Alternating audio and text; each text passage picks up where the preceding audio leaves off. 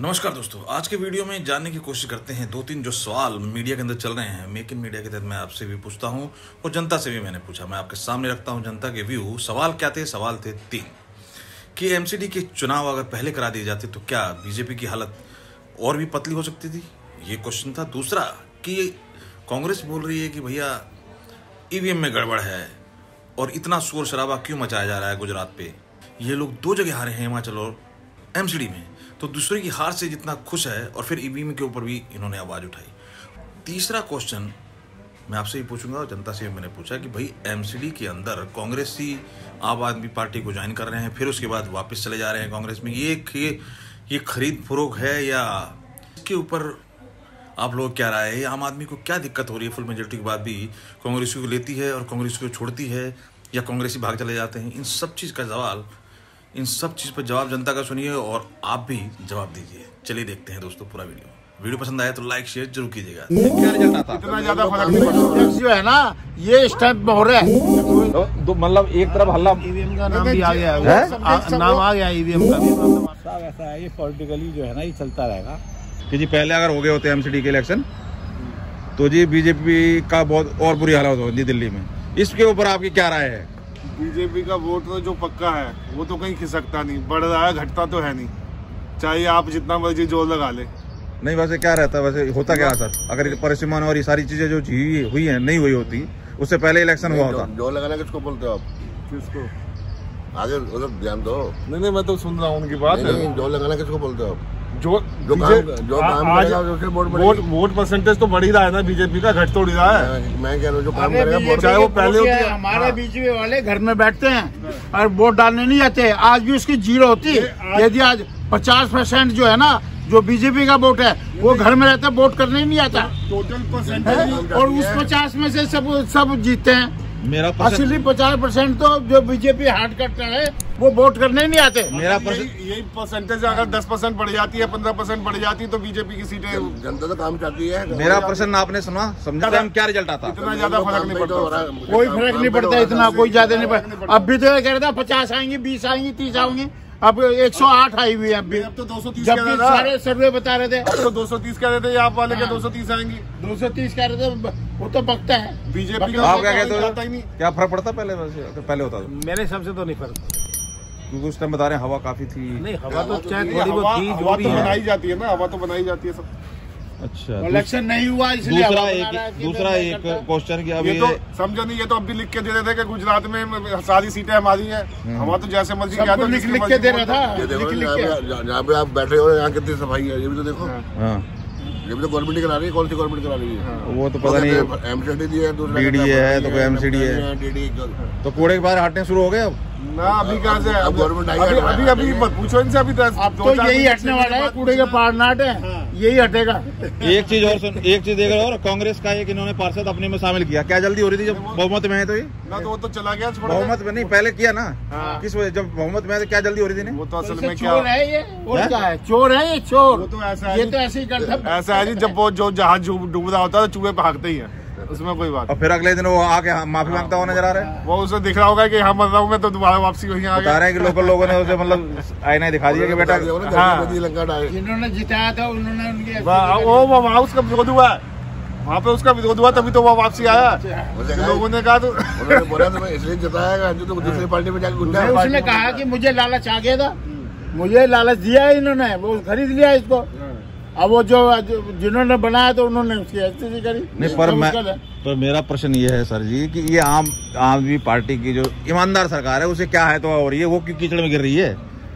वो ईमानदार कहीं की नहीं है, वो तो झूठा और महा झूठा है। ईमानदार देख तो रहे हो क्या हो रहा था, जेल में दिखा रहे हैं सत्येंद्र जैन के साथ क्या हो रहा है। कसम खाना, कभी उसकी कसम खाना, कभी कोई भी शब्द आज तक उसने बोला हो, उसने सही बोला हो तो हमें बता दो। कोई भी दिल्ली का ये ध्यान नहीं दे रहा कि पोल्यूशन कितना हो रहा है, उस पर कोई ध्यान नहीं है। कर्मचारी काम पर नहीं आ रहे। आगे की गवर्नमेंट में जा रहा हूँ मैं, वहाँ बिजली सारी दुआ में, ये दुआ में पहले दिल्ली तो संभाल ले। एक प्रश्न और, ये कहता फिर रहा था कि जी पार्षद सब चोर हैं और ये काम नहीं करते, ये सब घपला करते हैं लेंटर पे। तो अब इनके पार्षद भी तो आएंगे। तो ये स्टेट गवर्नमेंट में ये होते हुए इसने ना कोई स्टिंग रिलीज करी, ना कहीं पब्लिक के सामने जो एक एक चीज ले आता है पब्लिक के सामने, और ये नहीं लेके आया।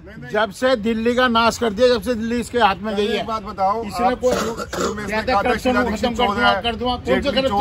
सबके लिए दर्शक हमारे समझ नहीं पाएंगे। क्यों जी?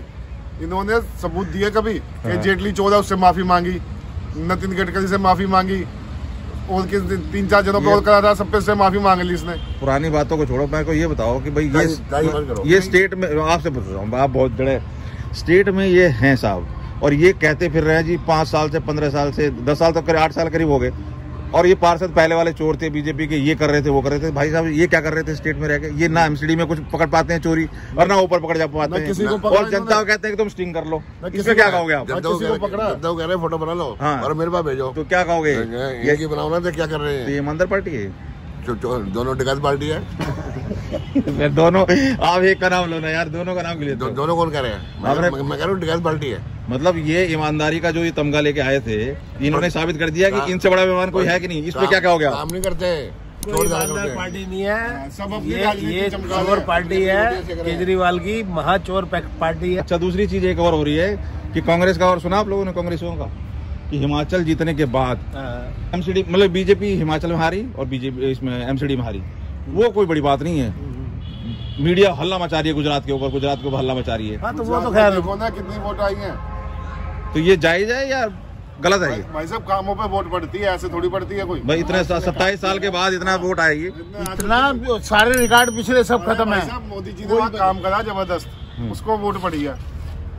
अब फिर दूसरी चीज एक और बोल रहे हो, हर एक आदमी पढ़ा लिखा है, समझदार है, वो वोट तभी डालता है जब उसको दिखता है कि कुछ काम हो रहा है या नहीं हो रहा। दूसरी चीज एक और बोल रहे हैं, पता क्या बोल रहे हैं? कि एक तो ये कह रहे हैं कि मीडिया बहुत हल्ला मचा रहा है गुजरात के ऊपर, फिर ये कह रहे हैं जी गुजरात को हल्ला मचा रहा है, ईवीएम गड़बड़ है वहाँ पे। तो मतलब एक तरफ हल्ला, ईवीएम का नाम भी आ गया है, नाम आ गया ईवीएम का भी, मतलब वहाँ पे भाई साहब ऐसा है, सब पार्टियों का है वो। तो जीत जाओ तो ईवीएम सही है, हार जाओ तो ईवीएम खराब है। मैं दो चीज समझ रहा हूँ इस बातों में। एक तरफ तो ये कहने की कोशिश कर रहे हैं जी इतना हल्ला मचाने की जरूरत नहीं है, गुजरात में जीते तो कोई बड़ी बात नहीं, 2 जगह हार गए, ठीक, मान ली बात।